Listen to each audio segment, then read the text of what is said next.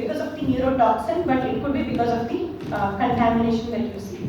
And cross-contamination of different cell types are high here. If you don't use a neuronal cell line, you use primary culture and you want to study this effect specifically on neurons, then you have the non-neuronal cells, that is the glial cells. So the effect of glial cells can be contributing, and you might think that these are the effects seen specifically because of neurons. Then most important is limitation is, it is too expensive. Culture lab, to set up a culture lab itself is too expensive. That reflects on my introduction. It's about 5 crores or so. Yeah, that is because we need so much money to invest, not in crores, of course. I'll tell you why. But as such, how the studies have resulted in translational research. So what the funding that we have received is for translational research, which began with first toxicity research and how we translated. That we are going to see. And I think, yeah, the cell culture system offers actually exciting approaches to studying neurotoxins and their mode of actions in comparison with the in vivo models, because we can have several cell-based assays, etc. And we do have certain limitations, but cell culture system is still beneficial to study. So as I mentioned, we'll move on to, that was about neurotoxicity. We'll move on to how in vitro studies are essential for translational research. So what do we mean by translational research? Translational research involves transformation of basic research into development of either new drugs or new therapeutic modalities, or having new biomarkers which would objectively diagnose the disease and explain its pathogenesis. So any of these things, if our basic research, I look at the effect of a toxin on an in vitro system, and if I can extrapolate it to any of these 3 things, then it leads to a translational research. Now another question. All of you are very familiar with the ice bucket challenge, and also we lost one of the famous astrophysicists, Stephen Hawking, for this neurodegenerative disease. Anybody is aware of this? Not aware. Please don't answer. Anybody aware of it?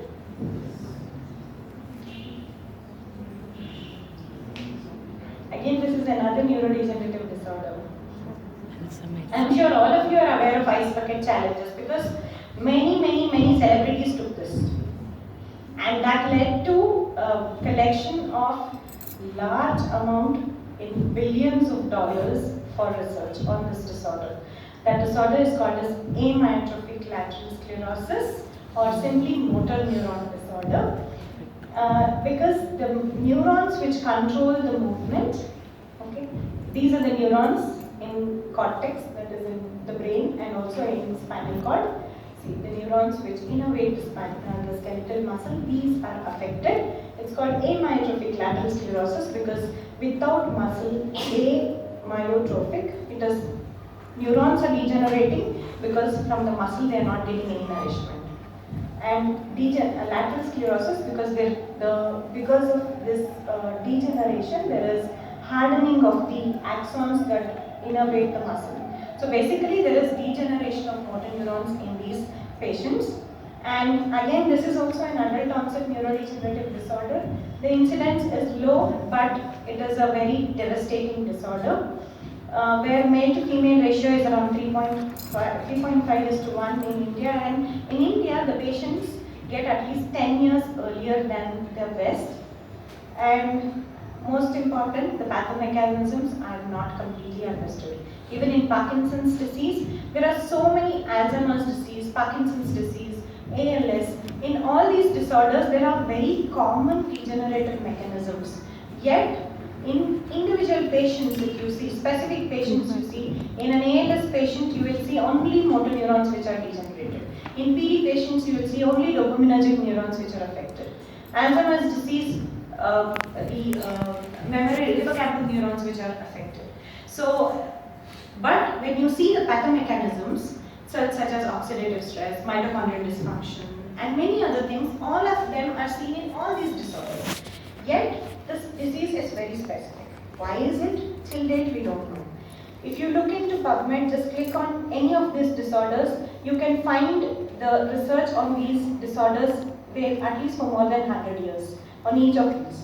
But despite of 100 years of research, despite of such advanced technologies, we are still unable to find cure for any of these neurodegenerative disorders. All that we are able to do is we are able to diagnose the disease better, or symptomatic treatment, or increase their survival by a few months, which also matters a lot in these patients.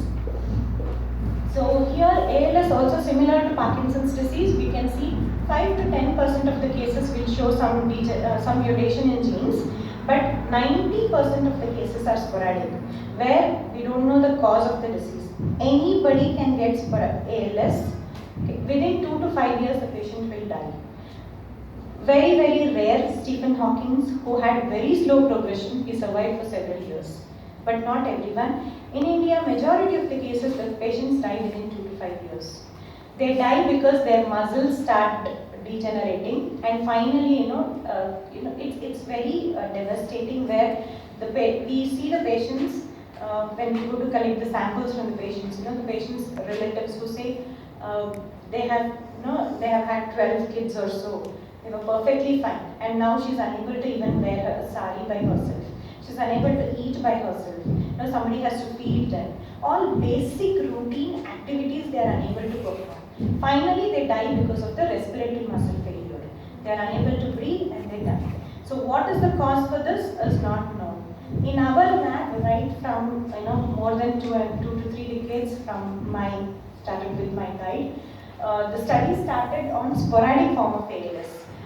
It is very easy to develop animal models using mutated genes. Get a transgenic animal model of a specific gene mutation causing the disease and try to study the disease. But remember that represents only 5 to 10% of the cases. 90% of the cases doesn't represent it. So here we started with sporadic form of ALS. How do we start it? We don't know what is the cause there. So Professor Raju, he started it with using cerebrospinal fluid from ALS patients. This is the sample in which the brain and spinal cord is bathing in the brain, so in the central nervous system. So that sample is taken and we derive cultures, spinal cord cultures of rat embryos, or we have cell lines of motor neuron cell lines, because this is a motor neuronal degenerative disorder, and add CSF to this cell line or cultures and see what is happening, how the neurons are degenerating. We also have in vivo models, that is, we inject the CSF into rat neonates and also, that is rat pups, and also adult rats, and see how it affects. So first thing that we saw is this is a primary culture of spinal cord, where you can see this is a neuron, and your flat cells that you see are the non-neuronal cells or the glial cells. Here, this is a normal or a non-ALS, in the sense a CSF from a non-neurodegenerative disorder as a control sample which is taken and added. The neurons here are all normal. It is phase bright. This is a phase contrast microscope. What happens is the cytoplasmic contents are intact. So it is like silver lining. When the cloud is very thick, you have the light coming on the sides. So you see the silver lining. Similarly, here you have the cellular content, cytoplasmic content is intact. So the light passes from the edges. So it is phase bright. Okay, but in the cells which are dying here, the neurons which are dying here, the cellular content is all gone. It is dying. So that is the reason why you can see light coming from within the cell also. And also the neurons, you can see the neurites. Here you can see building of the neurites. There is aggregation of proteins in these neurites. Okay, so that is the reason why we can conclude that yes, CSF is showing some effect, neurons are dying. Subsequently, we saw the effect even in the cell line, motor neuron cell line. So in the cell line, there are no glial cells. So we could imagine whether the effect of ALS CSF is on glia and then affecting the neurons, or is it directly on neurons? To see that we added or exposed the cells to neurons alone in absence of glia. There also we found, see here you can see small hole kind of a structure, that is cytoplasmic vacuolation, and also bleeding of the neurites. So confirming that CSF in fact affects the cells. And we also saw enhanced levels of apoptotic markers indicating that the CSF is inducing toxicity and killing the cells. Now, another important feature what we saw is, here we labeled the cells with a fluorescent marker. Okay, the green label is for one of the protein which motor neurons specifically expresses, and red is for another protein. So what we saw is, under normal condition, all these proteins are evenly, but upon exposure to ALS-CSF, these are cytoskeletal proteins which are fluorescently labeled. They are seen to be aggregated or accumulated at specific places. Here in the neurite it is accumulated. So wherever this neurofilaments are accumulated or aggregated, you can see the other protein which is critically required for its survival or neurotransmission, that is also aggregated. So what happens? There is no neurotransmission which occurs. So from neuron, it has to give a signal to the muscle. So that signaling via this acetylcholine neurotransmitter doesn't happen, and therefore there is death of it affects both muscle also as well as the neurons. And further we saw that these are ubiquitinated, in the sense they are targeted for degradation because these are not normally functional. You also saw that ultrastructurally endoplasmic reticulum was affected, and also the mitochondria were under normal condition. You can see they are all normal, but here they were either swollen or shrunken. So mitochondria are also affected. So if this was about the neurons, we then also saw what happens to, when you add ALS-CSF, what happens to the glial cells, which are the supporting cells. Glia give neurotrophic factors to the cells, and it facilitates the survival of the neurons. So what happens specifically to these astrocytes or microglial cells? What we saw is, for this what we can do, we can grow separately astrocytes, not without neurons, derive astrocytic cultures and expose it to ALS-CSF. When we did that, we saw that this is a flat astrocyte. Flat astrocytes are the ones which give neuroprotection, but these fibrous astrocytes are the ones which release toxic factors, sensing that there is something wrong in the surrounding environment. So astrocytes also have this role, microglia and astrocytes also have the role to clear the debris and other dying neurons. If it is not cleared, then it affects the other surviving neurons. So what these cells, fibrous astrocytes, do is they release toxic factors to kill the neurons. So there was an increase in the number of these fibrous form of astrocytes. On one hand, the neurons are actually affected by ALS-CSF already, which means to say they want more support from these supporting cells. On the other hand, these supporting cells are getting into toxic form, and instead of helping the neurons which are dying, they are still further releasing toxic substances, so that finally these neurons which are trying to survive are also dying off. So what we found is ALS-CSF affects cells in primary cultures, cells in cell line, neuronal cell line also, in vivo conditions when we inject the CSF into rats, and electrophysiologically also. We saw several cellular mechanisms which I have just given a brief view here, and not only electrophysiologically but even behaviorally it manifested, wherein when we give these rats, the rats injected with ALS-CSF, give them a task to stand on a rotating wheel. Here these two rats were injected with ALS-CSF, and what happens is, when you increase the speed of the rotating wheel, the normal rats can stand and manage balance, but these rats which are injected with ALS-CSF fall off because they have muscle weakness. Muscle is affected, neurons are degenerated. So it's a holistic approach, bench to bedside, or bedside to bedside, because you are taking CSF sample from patient and trying to get a model, okay, and then we have to take it ahead. How do we take it ahead? Before that, we also saw astrocytes and even microglia, the other glial cells, that is the policemen of the central nervous system, even they are affected. Muscle structure were also affected. Overall, we saw a situation which you see in the patient samples, post-mortem samples of the patients, and also in the familial ALS model, or the model in which you see the gene mutations. So here comes the million-dollar question. If you have something in CSF which is inducing the disease, what is it? So when we went ahead to find out what it is by transcriptomic studies, CSF proteomic studies, what we found is there is one specific protein called as chitotriosidase which was upregulated by more than 10 folds in comparison to normal CSF. So when we did it with first for proteomics, we have to pool the CSF samples because you need CSF samples in large volume which you can't take it from patients.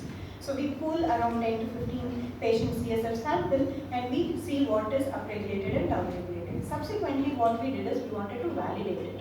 So we did ELISA of individual CSF samples of more than 158 patients. And there we found that it was upregulated by more than 20 folds.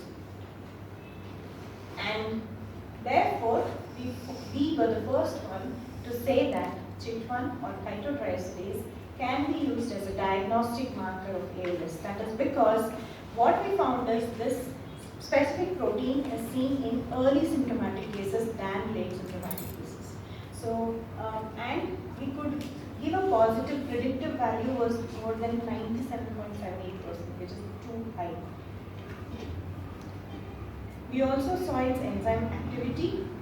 Once we published this paper that chitotriosidase can be a putative biomarker, worldwide several studies are going on to see how exactly this chitotriosidase is affecting, or whether it, even worldwide ALS population also, whether CHIT can be a diagnostic marker. And worldwide several studies, here I have just given a few very prominent ones. There are more than 50 to 60 studies which are being conducted, and all of them have reported that CHIT can be a putative, CHIT can be a diagnostic biomarker, early diagnostic biomarker. So we have succeeded using we began with in vitro system to check the toxicity of CSF in cultures at different levels, then took it to in vivo model, and finally we have succeeded in translational research where we have found new biomarker which for a neurodegenerative disease where we don't have specific diagnostic tests to identify this disease. Now, taking one, do I have time? Yes. Another 10, 15 minutes. So, taking one step ahead, hope I'm not boring you. Yeah. So, we got to know there is something called as chitotriosidase or CHIT. So, in the central nervous system, what are the cell types which are affected? That was the first question. So, what we did, we grew neuronal cells. We added CSF and then we fixed the cells and did immunostaining against this CHIT antibody. We used CHIT antibody to see whether that specific CHIT protein is expressed in neurons, in astrocytes, in microglia, in oligodendrocytes, all that.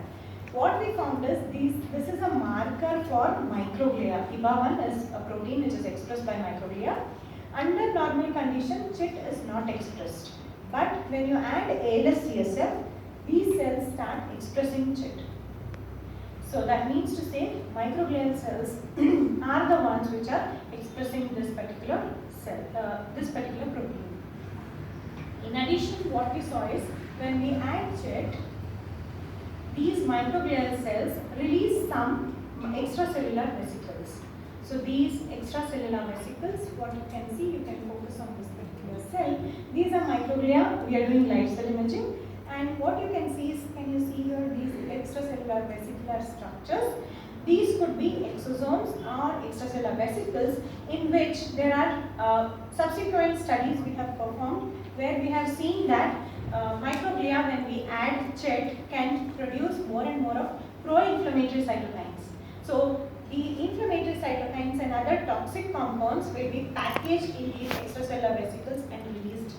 which are taken up by the neurons, or which are, these are the vesicular structures which affect the neurons when there is neuron microglial interaction. So that intrigued us. What exactly is it doing? If you see when you look at the literature, what is chitin? It is an enzyme against the coat protein of certain bacteria and fungus. So chitin is its substrate. So it is a chitin hydrodizing enzyme. But chitin is not present in our natural system. So what exactly it is doing? It is peripherally, it is seen that it can activate macrophages. So basically it hits the immune cells of the body. In the periphery the macrophages, in the CNS it is the microglia. Now, what is its exact mechanism of action? It is not clearly known. So in vivo systems cannot help us easily in identifying the exact pathomechanism. That is because we added or we injected animals with recombinant chip. And what we saw is, again, there is marked microgliosis, marked astrogliosis, neuroinflammatory responses with all increased levels of pro-inflammatory cytokines, all this killing the neurons. We know that this is happening. But this happens in any neurodegenerative disorders. So what is the exact pathomechanism which is activated by this particular chip? If we can identify this, we can target, have therapeutic intervention in early stages of the disease. You can identify the patients who have high chip levels, and then we can target the interventions in those patients with these anti-inflammatory drugs. That is because what is seen in ALS patients is therapeutic interventions, drug trials when it is being tried, anti-inflammatory agents are beneficial only in the early stages of the disease. Whereas in late stages of the disease, it is more detrimental. It is actually increasing the severity of the disease. Now, how do you tell that the patient is in the early stage or in the late stage? Other than the clinical assessment, one more added component could be identifying the levels of chip. And identify the levels of chip, identify the mechanism by which it is hampering the disease, and try out therapeutic interventions. So that is what we are trying to do next.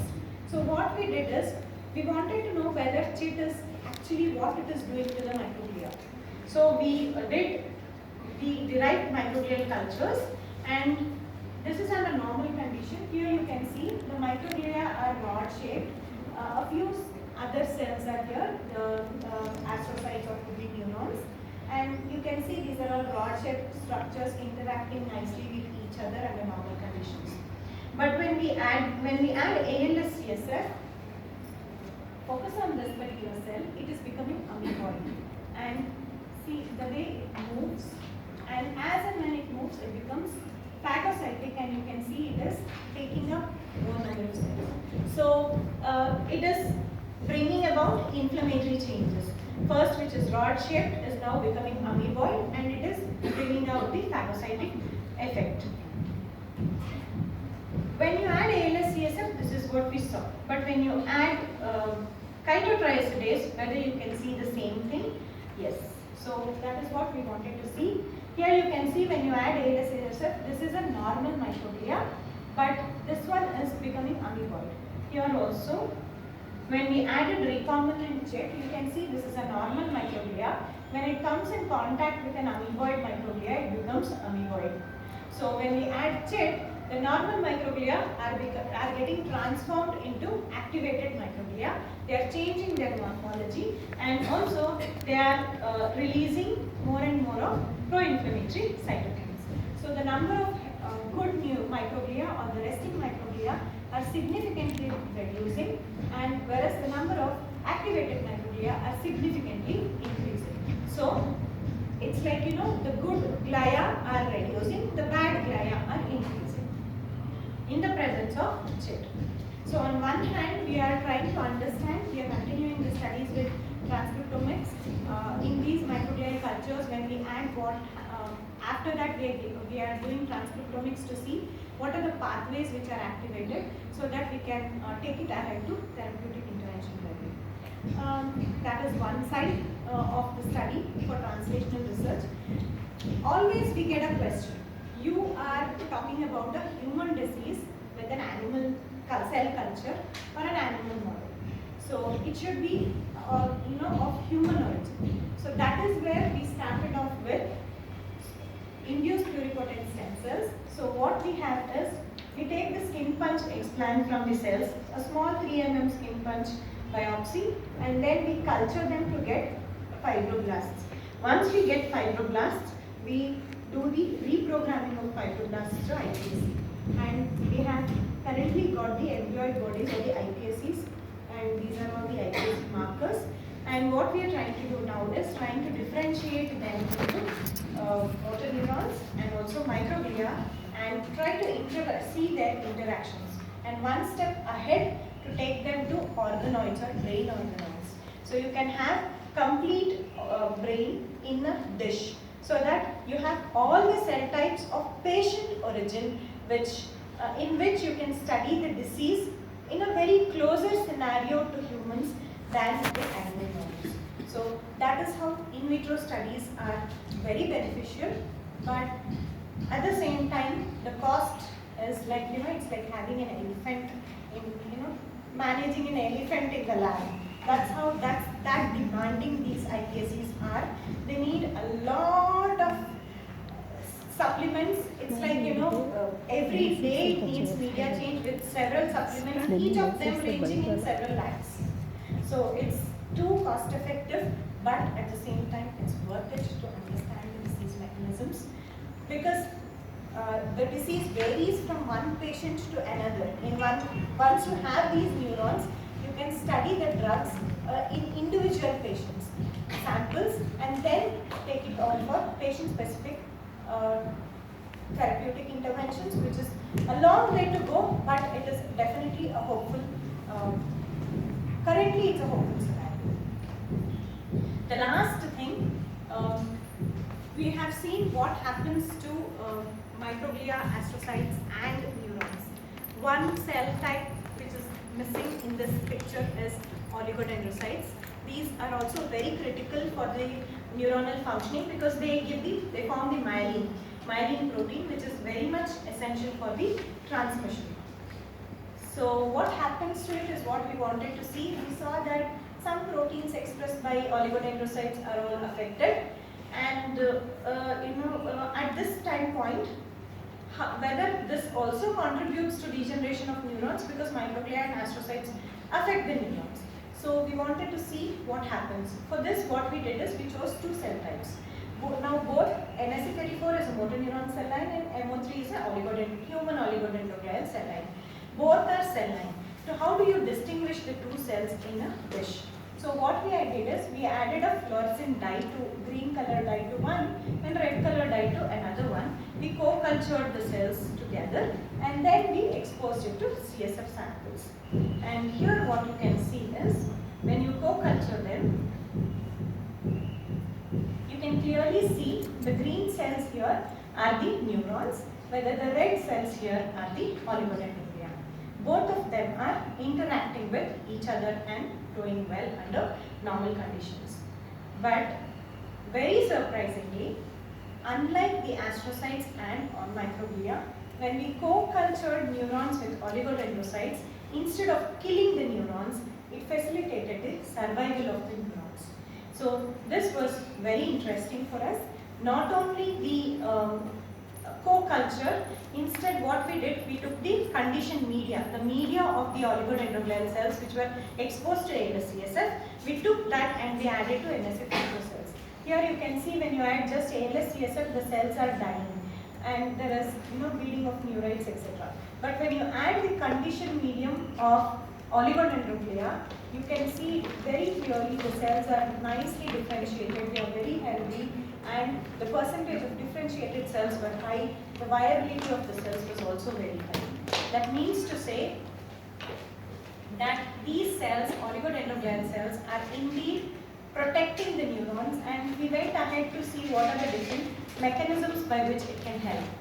I will not get into the details of it, but what we currently know is that these oligodendroglial cells are the lone hero against to the degenerative neurons when the astrocytes and microglia go topsy-turvy. So this preliminary study on oligodendrocytes with 2 cell line has led us to another better study or another advanced study where now we are trying to differentiate the oligodendrocytes from the patients, iPSC derived oligodendrocytes. So if and see whether even the patient derived oligodendrocytes are going to be neuroprotective. If those are going to be neuroprotective, we can take the exosomes from the oligodendrocytes and use it for therapeutic intervention for the patients. Instead of you taking stem cells for therapeutic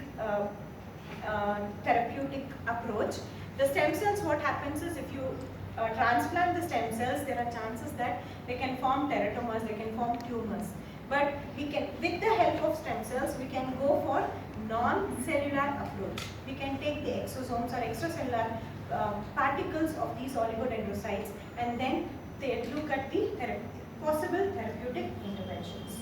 So from all this, the studies which are being conducted, and I have just taken 2 studies which are conducted at NIMHANS and try to explain the importance of in vitro system. From these things we can truly say that in vitro systems are indispensable tools for biological research.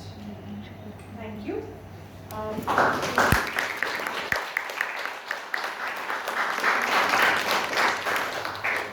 The neurotoxicity study is by Dr. Srinivas Bharat. He is professor of clinical psychopharmacology department. I'm sorry. And the rest is ALS study, which was started by Professor T.R. Raju and his team, and I have been a part of that study right from my PhD days since 2004. And the project cannot be possible without the support from the technical staff and the PhD and MPhil scholars. Several PhD degrees have been awarded at the same time. It is trying to help the patients. That's the greatest satisfaction that we have. Of course, without any go, we can never do the work without the funding support from the funding agencies. So I thank all the funding agencies who have supported us from this time. Thank you.